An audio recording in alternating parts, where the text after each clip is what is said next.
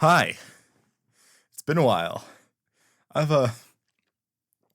been going through some stuff. In an attempt to get my life and productivity back on track, I will be releasing a series of short, tangent-esque videos over the coming weeks. For the first attempt at this series, I'll be looking at resource management in The Last of Us, a relatively small detail that assists the whole in a remarkable way. Consider this a tour through appreciation. As someone who wants to make video games when I grow up, it's important to look at all of the tiny details that make it such a fascinating art form. And this will also keep me preoccupied so that I don't go insane from the circumstances. The brain is a muscle like any other, and it has to be stressed and focused on tiny things to stay healthy and fit. So if I don't appreciate the tiny little things from time to time, I'm going to go back to playing annual Call of Duty releases, and I can't have that happen again. Say hi to the audience. Oh, is this how we're starting it? Maybe. Outtakes? Sure. Are you gonna tell your YouTube fan base? Or is this gonna be censored? The Last of Us duology is a single piece of media. It wasn't always that way, but since The Last of Us got a remake called The Last of Us Part 1 that came out after Part 2, and there's a bundle simply called The Last of Us Complete Edition, which includes both games, I think it's fair to say that series director Neil Druckmann wants us to analyze these as one single 50-hour piece of media.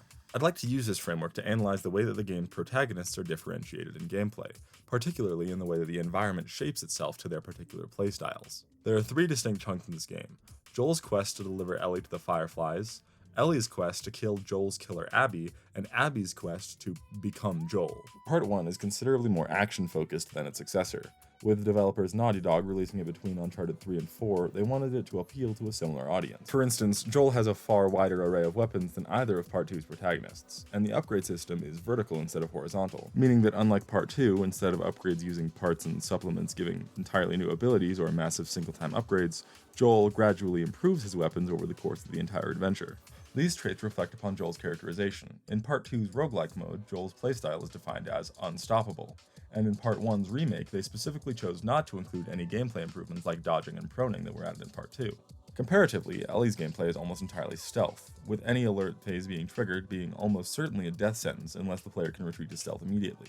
A chief example of this is Ellie's upgrade tree ending with Endure, allowing the player to survive with 1 health to retreat and replan their approach. Meanwhile, Abby's upgrade tree ends with another health upgrade, putting her max health even past that of Ellie's. I'm sure you don't need more examples, but I need to. Please, this is all I have or else I'm gonna go insane. Ellie permanently has a switchblade which can be used to kill clickers from stealth, while Abby needs shivs just like Joel. All these little details combined help to create a characterization of our protagonists in the world. The detail I wanted to focus on was much more subtle than the aforementioned, particularly the way that the game distributes ammo to the player. There was a specific moment in a recent playthrough of the PS4 release of 1, I have forgotten how many playthroughs I've done, when I had completely run out of ammo, and the immediate thought in my head was, if I can just get to that guy, he'll drop ammo which I can use against all the other enemies. It was specifically a thought of hubris, as though I would know the game design mechanics and inner machinations of this piece of software that released when I was an individual that looked like this. But upon succeeding in my plan, the enemy did in fact drop ammo, and I was able to succeed in the combat encounter. This was a feeling of complete control over the game world, one in which the experience of playing the game was simultaneously transparent and integrated with myself. Does that make any sense at all? I knew that this was a video game, and that the video game had rules that I could exploit to achieve my desired ends. And in that way, I was never required throughout my playthrough where I was playing the game on hard to consider the possibility of being, in a way, stopped on my journey. The reason that Part 1 is so beloved is because of its impeccable storytelling. Its story is extremely formulaic and tropey, but execution of a story will always be more important in making it engaging than content. The performances are some of the best in all of gaming. The player's weapons and upgrades are distributed perfectly throughout the course of the game, and all of this requires a strict level of linearity that simply wouldn't be possible if the game had a more open style of combat and exploration, and oh, lo and behold, Concrete Strape Sound 01. Yes, the subtitles are in Spanish. The circumstances. The thing about Part 2's combat encounters is that they are ridiculously broad. Rather than many traditional feelings of a 3-lane combat arena, Part 2 is well, okay, let's look at this combat encounter from Ellie's Seattle Day 2. We're choosing this one because it's what made me give up my first ever Grounded run before the remaster came out. This isn't designed, this was just ripped from real-world Seattle suburbs. Well, I mean, it probably isn't one-to-one, but Part 2's thematic goals of making the world of Part 1 into a real world where people exist rather than just a place where plot can happen seeps into the gameplay because it's, what's the word? Good at utilizing the pros and cons of its medium. I'm not going to say ludonarrative harmony, I'm not gonna do it. Not gonna do it. I want to, though. I mean, the plot is about a literally nameless and faceless character in the first game who is given a name, a face, a motivation, and a daughter who you play as for an entire third of the game's runtime. In making this world more fleshed out, there is a severe need to make the physical interactions with the world less obviously constructed and artificial. An obstacle course has shifted to a sandbox, and as sequels tend to do, the player has been given more ways to interact with the environment. Part 2 is a game entirely focused around showing off just how far $220 million gets you, and as such, there is a frankly obscene and bloated and unnecessary amount of ways to just mess with stuff. No one has ever used the stun bomb instead of the trap mine, and if you, the viewer, have, I'm going to kill you, instead of having to adjust my beliefs to fit in line with reality. This is called cognitive dissonance, and it is the primary emotion that the player is intended to feel during Ellie's Seattle Day 2 and 3, when the player has to come up with the fact that they are an accessory to the horrific, actual war crimes that she inflicts on these people. This environment is not one defined by its likelihood to have clear signposting, objectives, and all that other cool stuff, but rather through its emergent scenarios from the human enemy's incredibly sophisticated AI.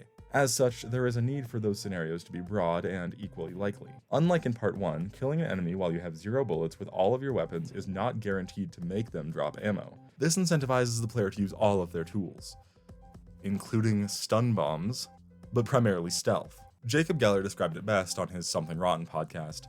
Ellie's gameplay is very snake in the grass. Instead of charging at enemies head on, the player will sneak out of stealth for a moment, get 1 or 2 kills without expending their non-existent ammo, then run away until the enemies lose track of her.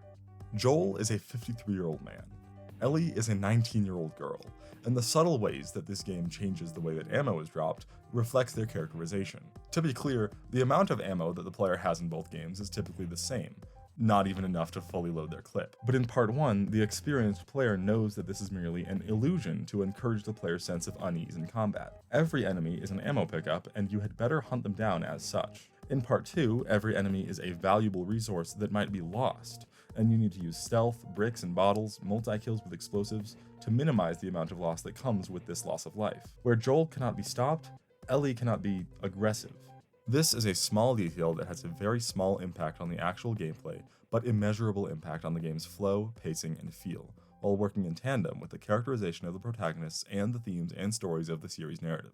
Wait, I forgot to talk about Abby. This decrease in ammo's predictability also helps serve Abby's character, as it incentivizes her to use her fists and abilities such as momentum and the fact that she's able to craft twice as many explosives as Ellie off the bat in order to make her combat more aggressively intimate, as opposed to the depersonification of guns. In the end, these approaches are 2 sides of the same coin, but they're still 2 parts of the same story. Yes. Join me next time on, I didn't think this far ahead. I haven't thought of what the next part of the series will be, and I haven't even thought of what I'm gonna name the series. We ball. Have a good night, and remember to never acknowledge the HBO adaptation.